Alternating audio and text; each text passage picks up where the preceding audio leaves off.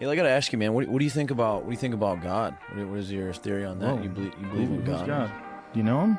Yeah. I don't think that I have any sort of lock on what happens that I haven't experienced. So for me to say that there's no God or that there isn't some omnipresent entity or energy or something that is the guiding force of the universe, that would be ridiculous. Let's imagine that we are perfectly flat. I mean, absolutely flat. And that we live, appropriately enough, in a flatland.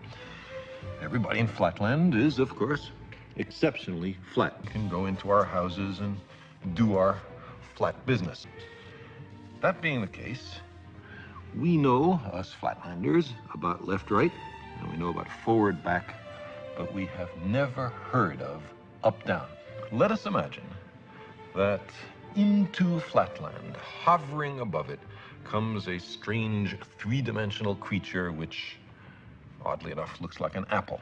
And so he descends to actually enter flatland. Now, a three-dimensional creature exists in flatland only partially. Only a plane, a cross-section through him can be seen. So when the three-dimensional creature first reaches flatland, it's only the points of contact which can be seen, and we'll represent that by stamping the apple in this ink pad and placing that image in flatland.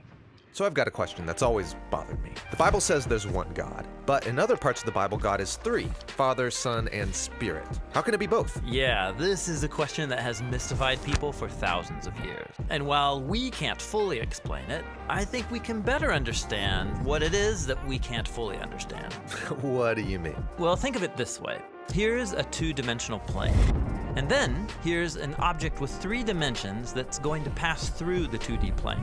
Okay, right. From this perspective, the 3D objects above and below the plane. So now it makes sense, but imagine you were a 2D person stuck on the 2D plane. What would you see? I don't know. What would I see? Well, it would look like this. Oh, yeah, okay. From this perspective, it looks impossible. It's one object, and then 2 objects, and then 3. But in reality, they're all one, just not in a way you're capable of understanding. When Jesus talked about God, he wasn't referring to an abstract force or energy. He was talking about a personal being that you can relate to. But Jesus consistently referred to God as my Father. Jesus experienced God as a source of infinite love.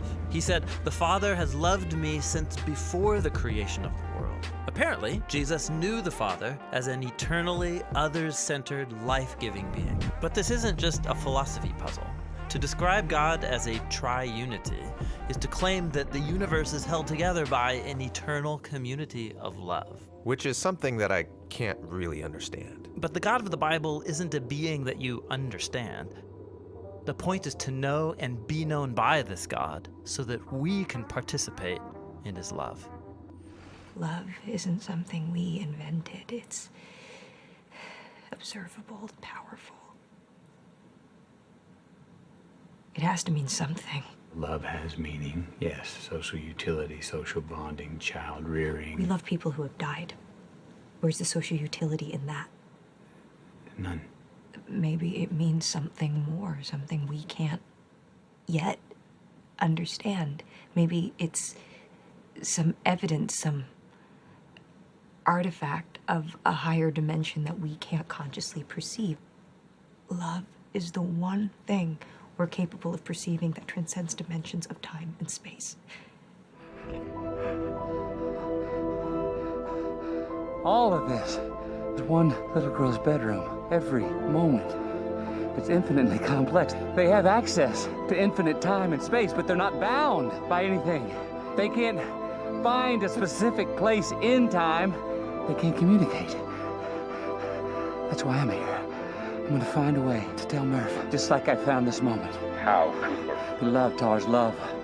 This strange M.C. Escher-esque reality is actually a tesseract, a construct that gives him access to the 5th dimension. They constructed this 3-dimensional space inside their 5-dimensional reality to allow you to understand it. Yeah, that ain't working. Here, every moment in time exists at once. All of this is one little girl's bedroom, every moment. It's infinitely complex. time might be another physical dimension. To them, the past might be a canyon that they can climb into, and the future, a mountain they can climb up, but to us, it's not. In fact, Cooper is outside linear time, so he's not rewinding. He's just able to access all moments in time at once. And now, for a few minutes, I must ask you to follow rather carefully. You know that in space you can move in 3 ways: to left or right, backwards or forwards, up or down. Every direction is either one of these 3 or a compromise between them.